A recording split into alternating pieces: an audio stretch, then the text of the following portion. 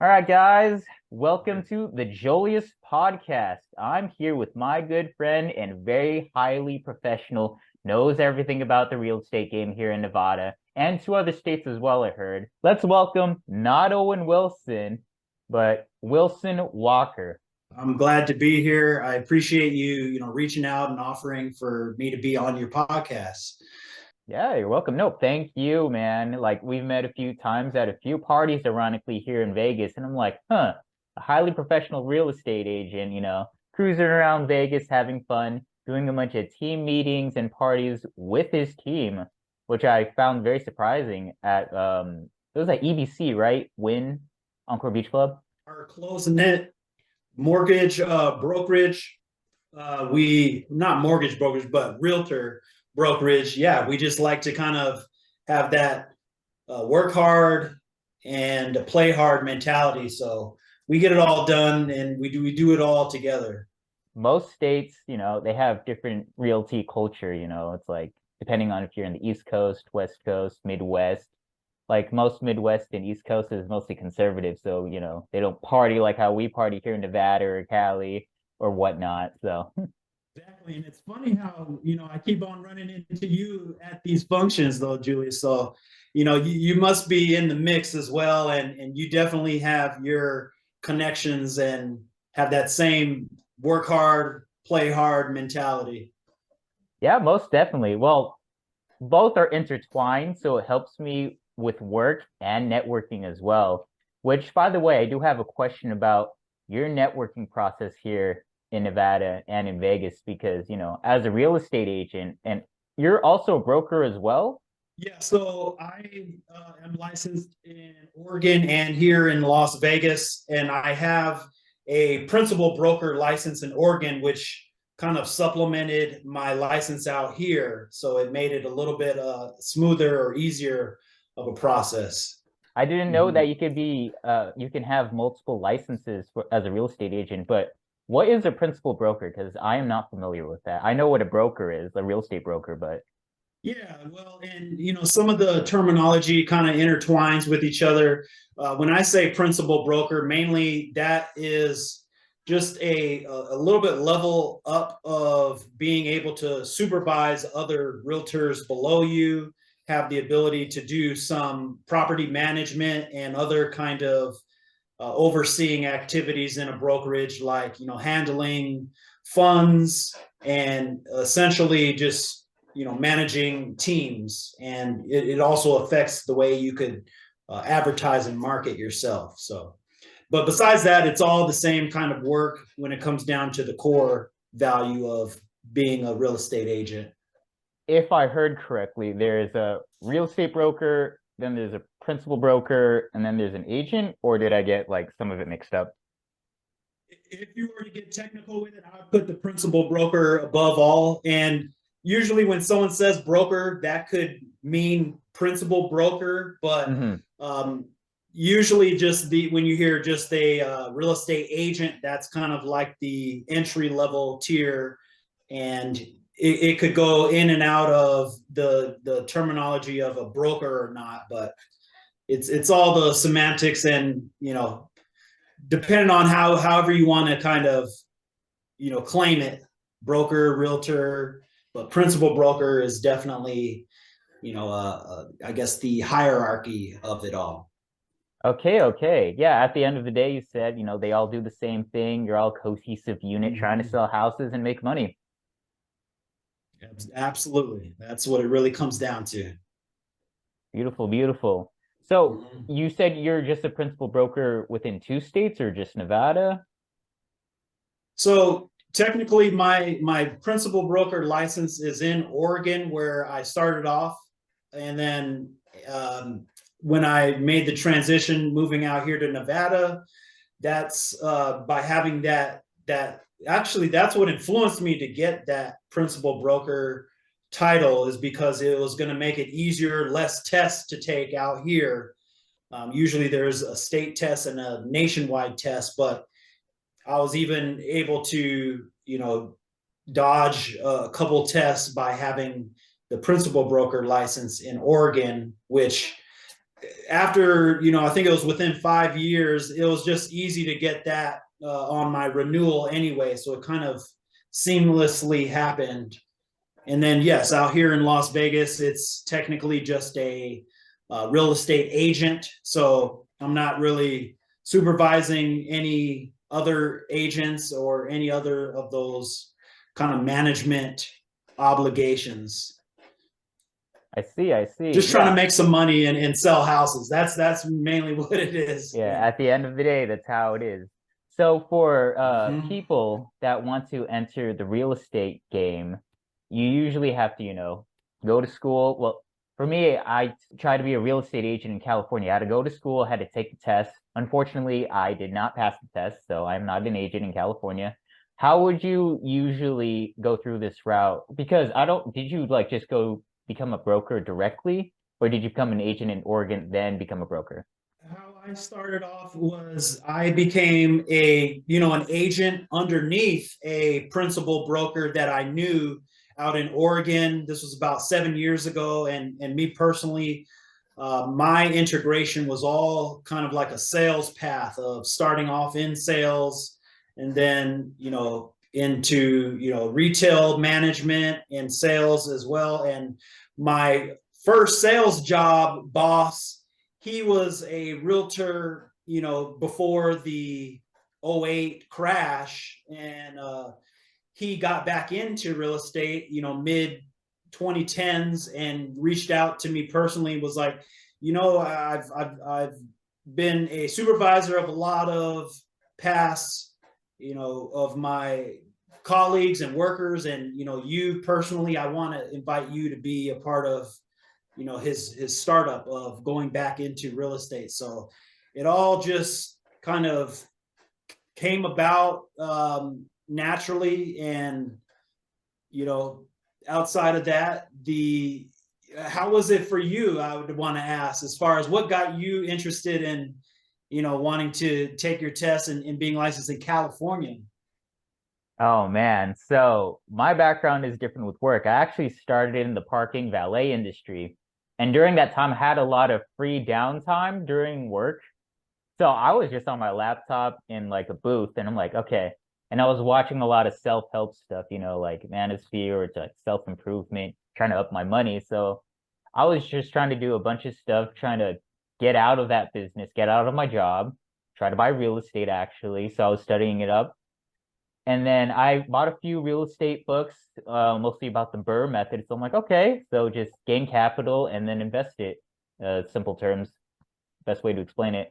So I was studying for my real estate agency test in California, and then I studied real hard. I bought a lot of study material.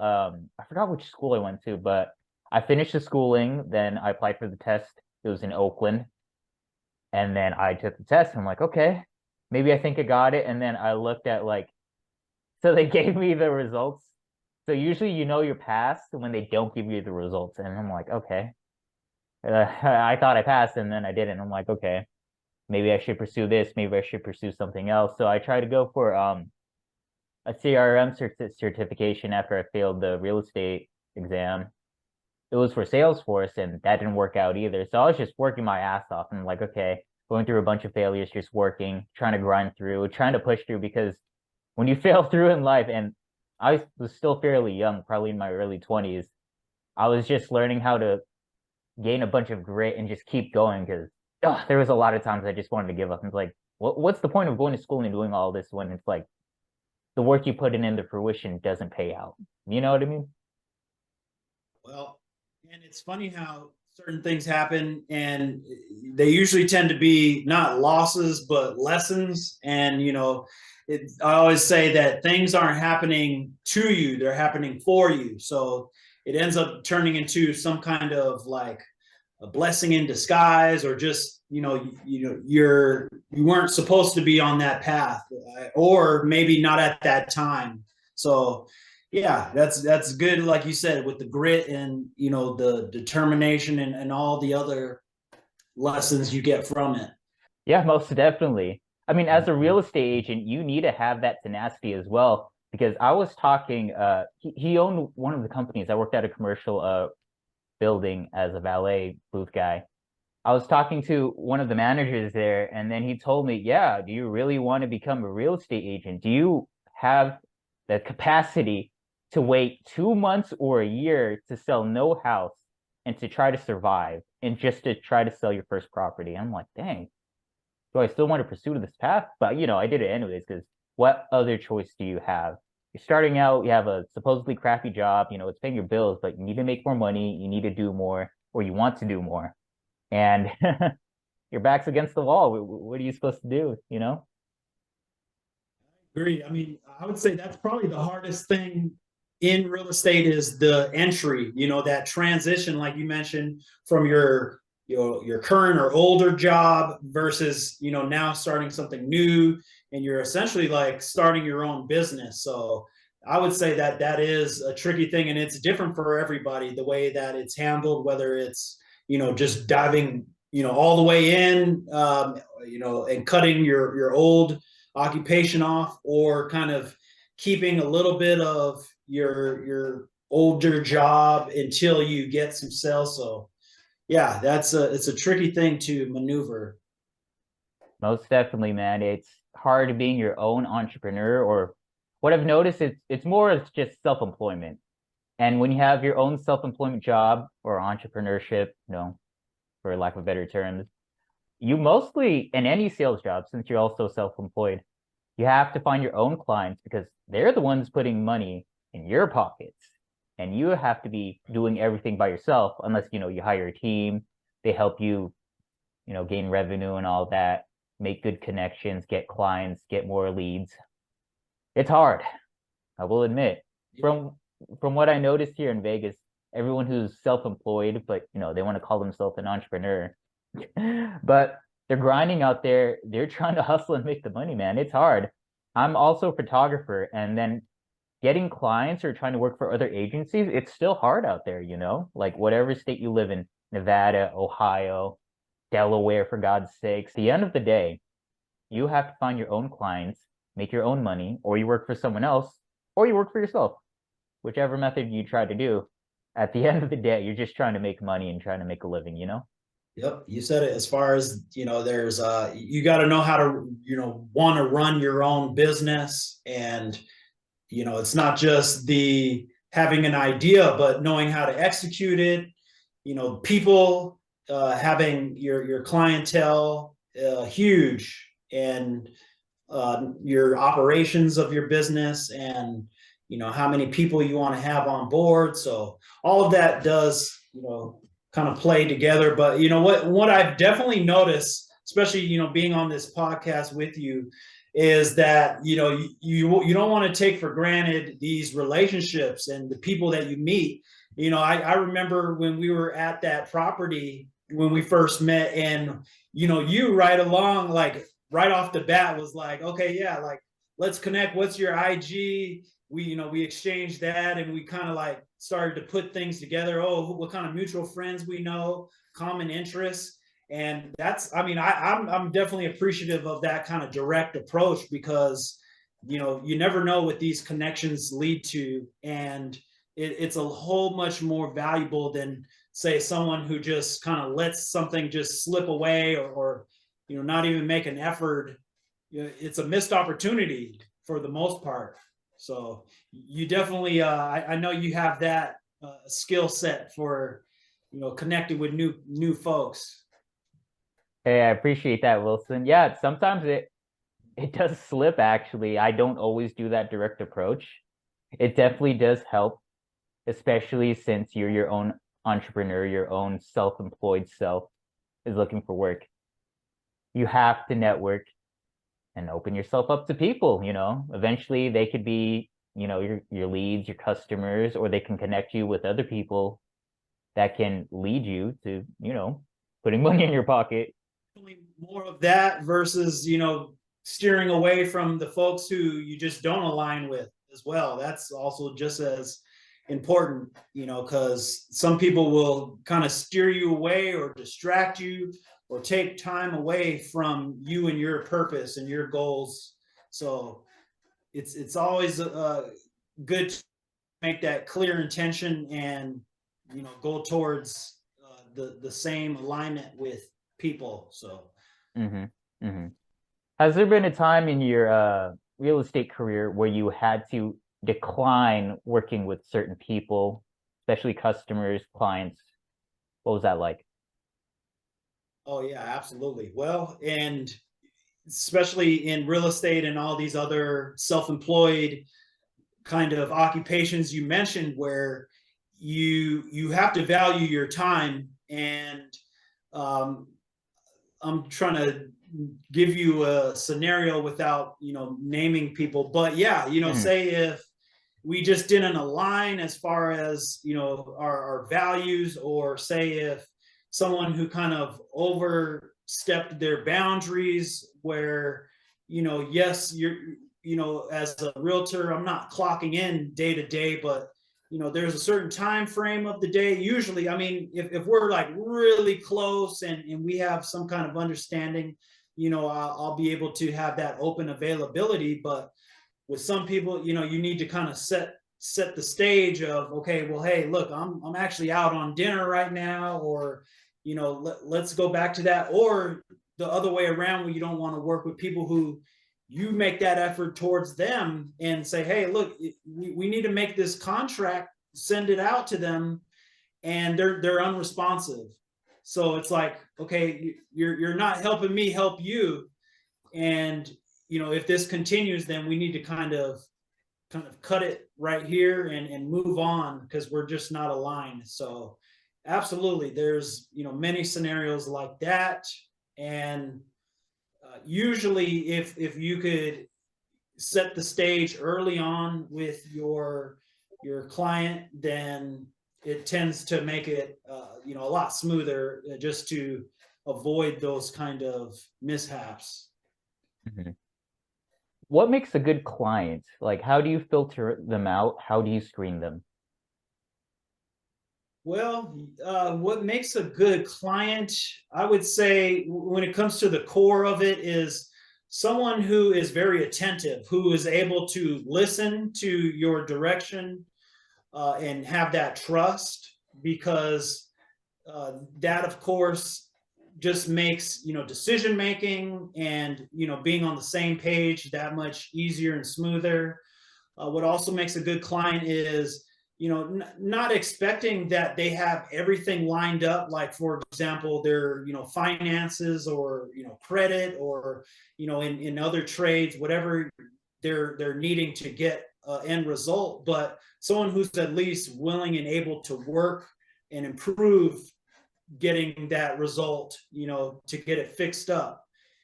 So and then besides that, what makes the cherry on top for a great client is someone who you just end up having like that great rapport and connection with. Because at that point, it doesn't even seem like a like transaction. You just feel like they're a friend. And some of the best and smoothest transactions were close friends, and it didn't even seem like work. And it just handled itself. So that's what I would say is what makes a good client.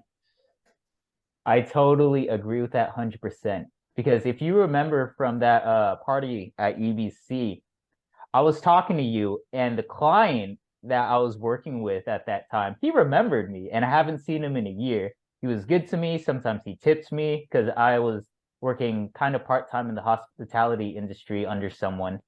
And basically, you said, "Hi, what's up?" I don't know if you remembered, but I was holding these posters that were for him, and I had to hide them because one of the VIP hosts I was working with was late to pick up the package. And I'm like, dude, oh man, what's going on? Sometimes work doesn't always work out smooth, and then you gotta improvise a bit.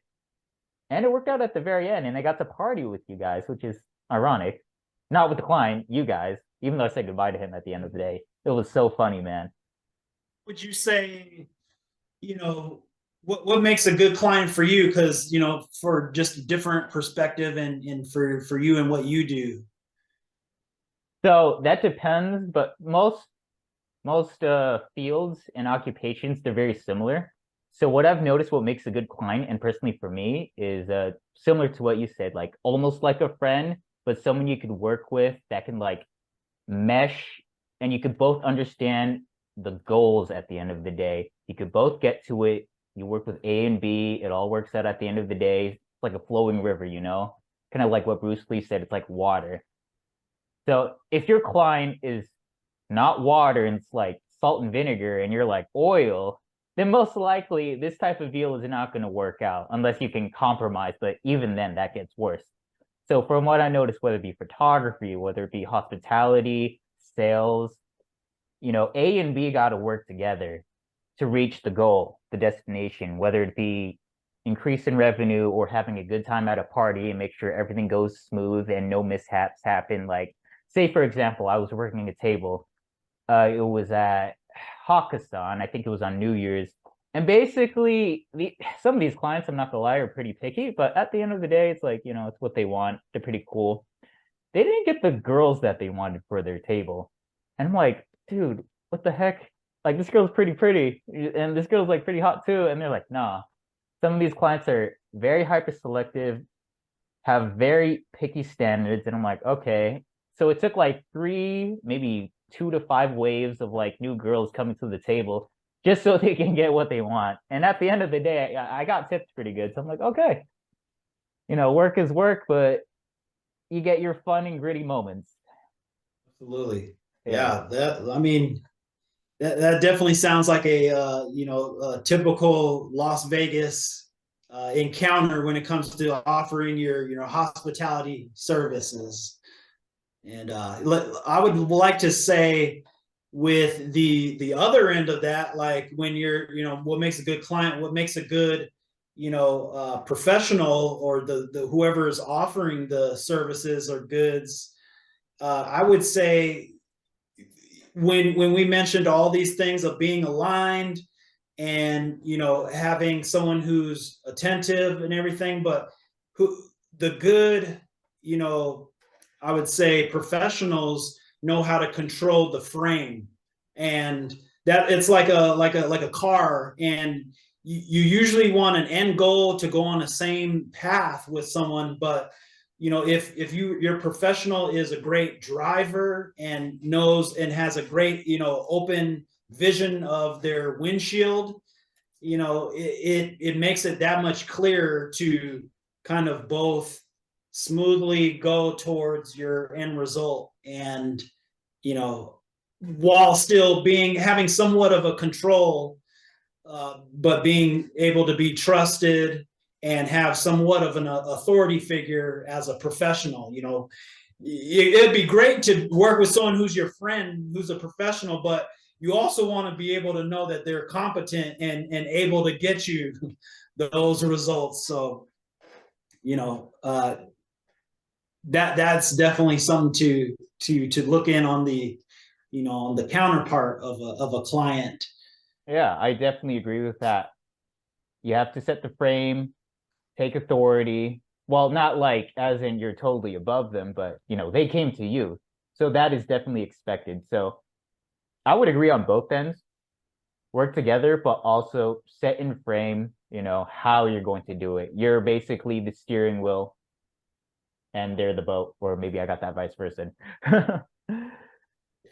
Yeah. Well, yeah, and yeah, clear expectations. And just a quick quote I thought of was like, they say that all hurt comes from failed expectations. So even if something isn't, you project, hey, like we're talking about in the car, there's some kind of detour. If you kind of let something be known ahead of time, well, hey, we're running into this, then that usually avoids or softens the hurt or the I guess failed expectations. So yeah, it's communication. It definitely a lot of it comes down to that, and the more connection and rapport with your folks, then the better it is. Most definitely, man. Most definitely. Let's transition out of the professional, not fun stuff. What do you got going on here, Mr. Las Vegas poker player? Actually, this whole, like, the brand you're seeing on my chest, the hat, it's my brand for playing blackjack. the lifestyle of Vegas, double up blackjack, or dub for short. But yeah, I just fell in love with the game of blackjack, and I could see, in the near future, some kind of expanded, media, whether it's sports betting, just everything that the Las Vegas entertainment offers as a brand. And I just ended up getting my own table here, and I ended up doing it for fun at first, but I ended up going on TikTok and posted a couple of videos, and I had one that went viral. Like, it's funny, it's about a year from now where my first viral thing, and got like thousands of followers. And then I ended up, this is my setup for when I actually deal blackjack live on like TikTok live. I'll be doing more kind of production and expanding that. I know I have merch now, but it's just something that I consider just a pleasure of mine, and it's not even work for me. So something outside of just having my suit and tie, and having my realtor kind of position. This is the real me. That's the real you, huh? How about you? Do you play any gambling games or poker yourself? Oh, ironically, the only game I play is the game you play. I only play blackjack, so It's funny. We were at EBC and Encore Beach Club, and I don't know if you, because you had to leave early that one time, so they have the blackjack table right out there on at the pool. So I ended up grabbing one of my other Jose, who was there. We ended up going there and played. But if you were still around, I would have drug you to the blackjack table outside as well. oh man. Yeah, I don't know if that's a good idea because I usually play blackjack with friends and they spot me forever because I'm be real with you, man, I'm not really much of a gambling guy and I don't want to lose my money. And there have been times where I lost all my money, but it's not my money, it's someone else's. So it's like, if you can spot me, I'll definitely do it for you. You can take whatever winnings you can take from me. But I don't know if I want to play for fun or for my own money. Well, maybe you have to play at my own kind of setup here. We got fake chips here. No real currency. Maybe that's something more suited for you then. Yeah, I definitely Maybe you could join the live sessions as well. That would be something more suitable then. Yeah, most definitely. I need to get more experience in. I do not want to lose my money and just keep losing to the house. Oh boy. Yeah.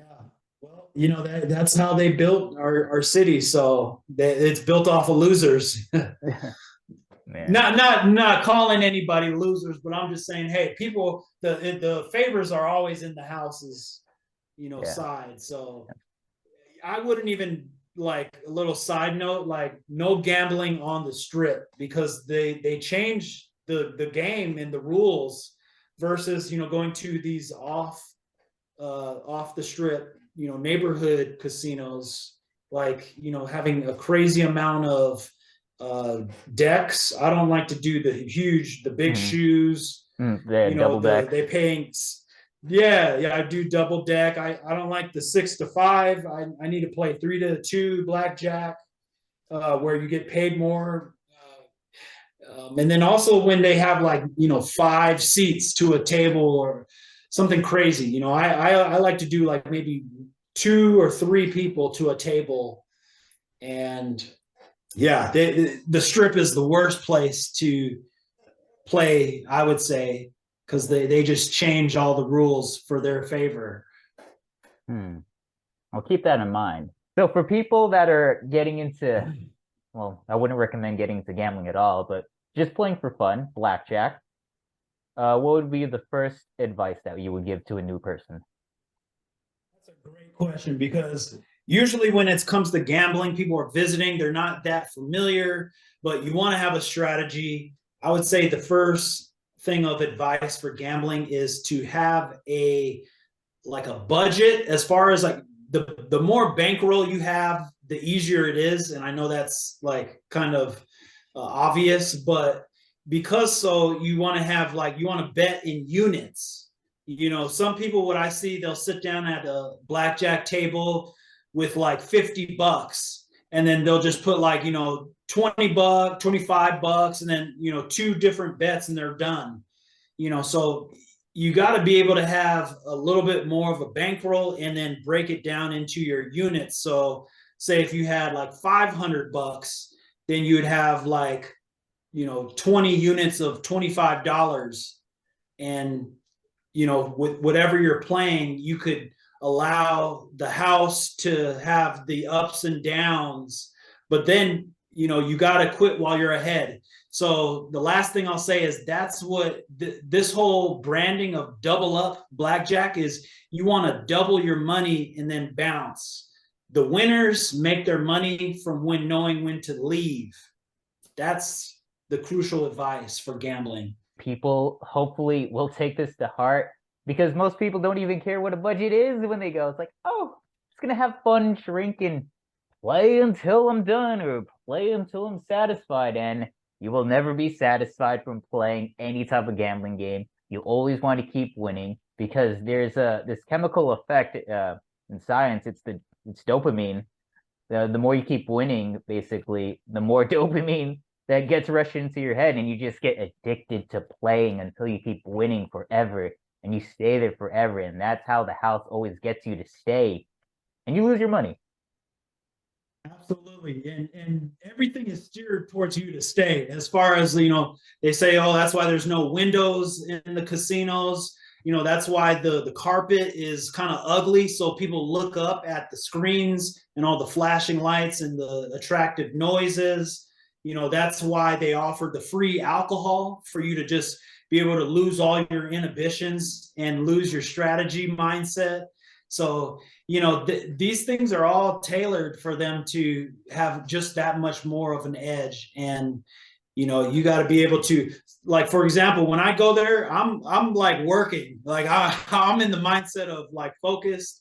You know, I pay attention to what the cards are coming out, and it's still fun, but with the main focus of, hey, I gotta double this amount of money and then, you know, cut it off, kind of thing, versus most people have the mindset of, oh, I could come here and I have this much amount to lose, you know. So it's an approach that also sets some people apart. Yeah, it's the most common approach that people do because they don't think about gambling as like a job or something that can actually make money out of. They think, oh, it's like the Powerball, right? Just doing the lottery. Like there's less of a 1% chance of winning $1 million in the lottery. This is basically just the lottery in a different form. Exactly. Just, you know, hey, we're, you know, especially for the visitors, I'm just here for a good time, not a long time. And, you know, whatever happens, you know, whatever happens in Vegas, you know, stays here. And usually what stays is their money stays here because, you know, they just have that different kind of scarcity approach to their budget. So You should definitely make that a slogan. Whatever stays in Vegas is their money. yeah, absolutely. Well, yeah, we appreciate it. Actually, that's kind of what helps a lot of our incentives as locals, right? I'm pretty sure that's why we don't have, you know, no income tax, and we're able to build more infrastructure. So, you know, you gotta know if they knew better, they would do better. So, Shout out to all the tourists that are funding this state of Nevada. Whippy. yes, thank you guys. Thank you. Keep coming in. Yeah. So for newbies that are starting out and actually want to take this seriously, what would you recommend? A budget, or would you say it was a payroll? What would you call it? Yeah, well, I would have, you know, your bankroll. You know, Mhm. the bigger the bankroll, the better. And, you know, you if anything, if you want to take it to the highest level of have that amount and have a goal, have, you know, break it down into like units. So if you're talking about $500 or 5,000, you know, being able to break it down to like 10 unit sizes and be able to bet accordingly. Specifically for blackjack, yes, that's like you want to have like the minimum 8 units. I like to have like 10 units just in case, you know, you have to be able to ride the waves, and then also you're going to have splits and doubles and all these other things that you want to capitalize on. Another kind of another, I would say, way to win, or another gambling secret, is to know, you go to a different place. You know, if a lot of people get stuck to a table, you know, or they get stuck to a casino, there's, you know, if the vibe isn't right, like, feel free to get up and move to a different table, go to a different dealer, a different casino, and that could make a world of a difference as well. Hmm. Yeah, I would think so, but most people wouldn't know how to pick a table or feel the vibe. So, uh, initially, when you come to the casino, you want to play blackjack. How would you scout out a table? I mean, I would scout if how many tables there are, how many open position, like if there's 3 people, you know, 5 people sitting at a table, I would say the fewer the better. Also, I would say your dealer. I like to have a dealer who's quick. You know, the other day I went to Santa Fe Casino, and they had a new dealer who they were teaching like on the spot, and I swear she was struggling to do the basic like counting of the numbers of how much she had, and it took like 5 minutes to finish a double deck shoe. And before I even sat down, the neighboring guy on the other table said, "Don't do it." Like, hey, you know, she doesn't know what she's doing. And I quickly understood and got up and left. But besides that, yeah, also you want to be able to create a good relationship rapport with the pit bosses. So the dealers are sitting over here standing, and then the people behind them in the suits, you know, because I would say an underrated thing is you got to get your comps too. So say if you played, and say if you weren't having a great day, you lost a couple $100, but because of, you know, a relationship with the pit boss, they'll comp you, you know, a nice dinner, or I've even had like shows or whatever that casino has to offer. They will accommodate you because they want you to come back or stay longer. Yes, most definitely. That comes into play with the networking. If you're trying to get into this, if you call it business, you got to know the people that work there. Question, and this might be a myth, it might not be. Does tipping your dealer, especially if they're good and competent, help you with an edge, or does that just waste your money entirely? You know, that's a great question. I have a love, not a love hate, but I've had to go both ways. If I'm winning, you know, and a lot of people say, "Oh, like, you know, help me win so I could make you win," and they'll bet like with the dealer. I would say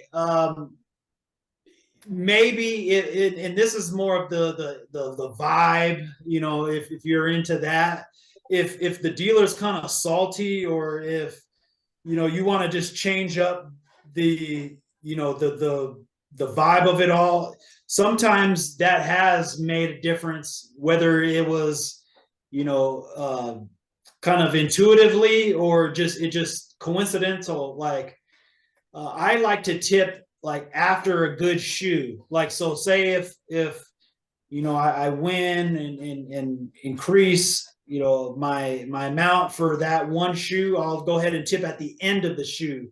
Versus some people, they'll tip like for each play, like they'll put their chip like in front of their play. Like, that ends up, for me, I end up like losing on those kind of, you know, tipping style. I just happen to to do better when I tip after, if that makes sense. Yeah, because every player is different, Mhm. every interaction with a person is different, based off of your personality, how you play. At the end of the day, it is people because you're dealing with people, you're playing with people, whether you have like two people to the side of you, they can mess up your count, they can mess up, your plays. And also, depending on, as you said, the pit boss and or the dealer, because the pit boss is watching too. And then if he thinks that you're a little suspicious, like, what's going on here, you might get into some trouble or get a warning. And those get kind of annoying, I'm not gonna lie. It's like, yo, I'm just playing here. The dealer's being nice. I'm just having a good run. I'm getting good plays. I'm a little happy. So why can't I tip them?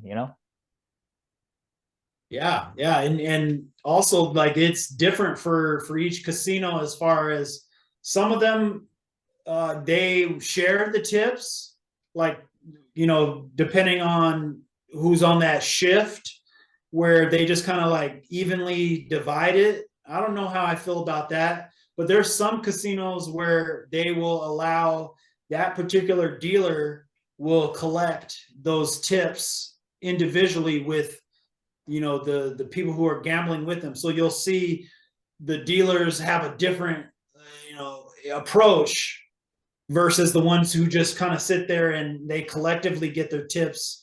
And what's the incentive for them to kind of change their attitude doing it that way? I look at it. That's true. That's true. In the long run for these dealers, their attitude does matter when you play because you could be getting dealt a great hand.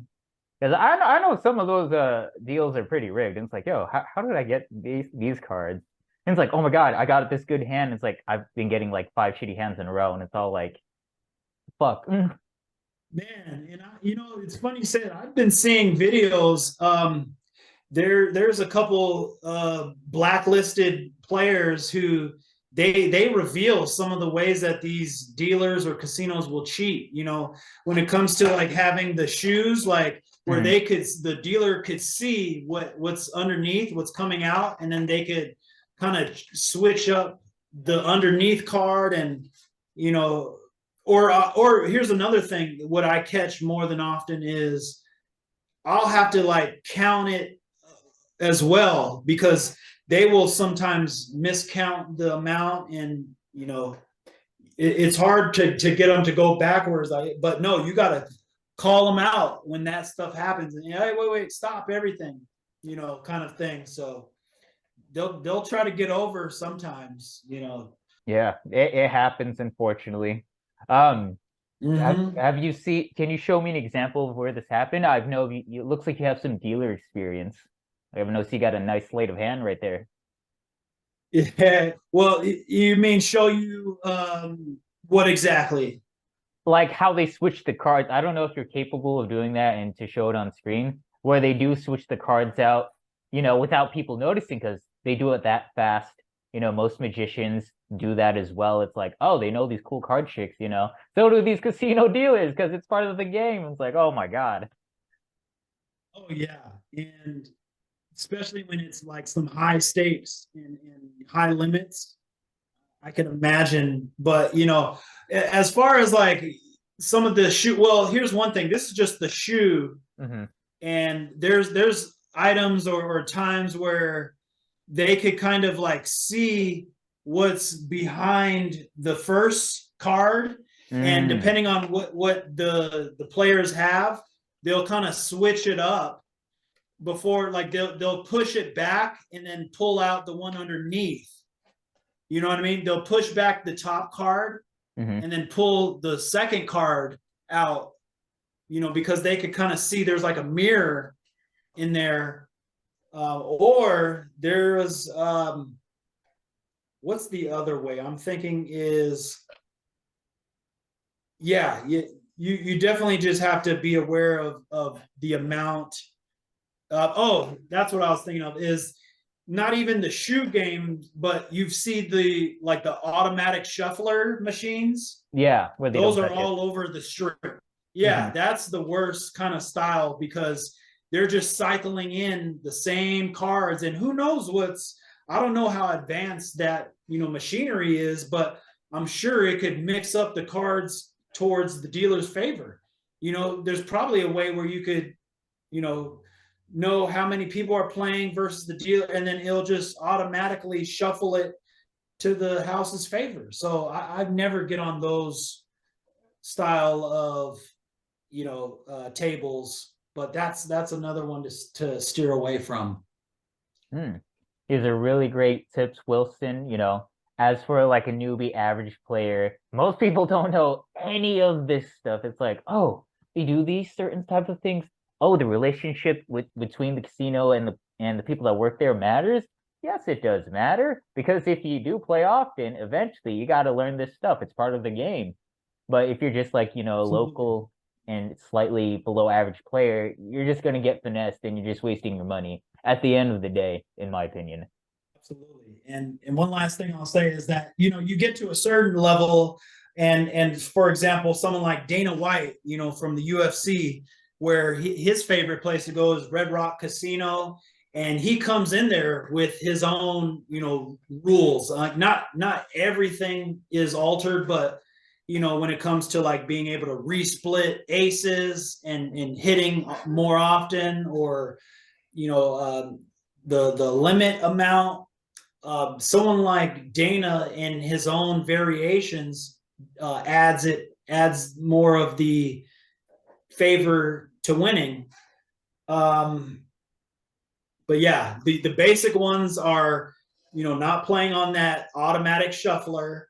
Look on the table. If it says 3-2 for blackjack, then you're in good shape. If it says 6-5, stay away from that because it sounds like a higher number, but 6-5 odds is you winning $120 to every 100 you bet on a blackjack, versus 3-2 you win 150 to every 100 bucks on a blackjack. And then also knowing your resplit rules, and what it really comes down to is that you almost want to go to the less established casinos or something. So like if you're on the strip, if you're like at the and I don't want to point out any specific one, but let's just keep it general. If you're like at like one of the Caesar's Palace establishments, you're more likely to run into those kind of house favors versus going down to Treasure Island, or like Circus. I'm not saying only those two, but they want to attract more people, so they will offer favorable play to their guests. Yeah, I think that's what I've noticed. Like most of the main popular on-strip casinos, like they can do whatever they want, because everyone goes to most of those locations. That's what Vegas is known for on the strip stuff. But off-site strip, most tourists and people that are new to Nevada, they don't know anything, nor do they care because of the unfamiliar territory that comes with it.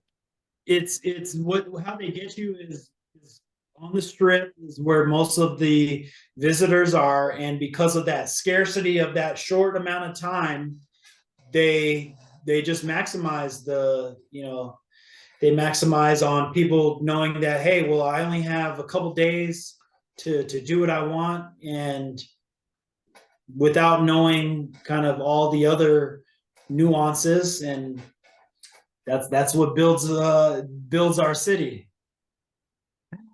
At the end of the day, this indeed is just a tourist state, a tourist attraction. Unfortunately, I am from California, so I am part of that.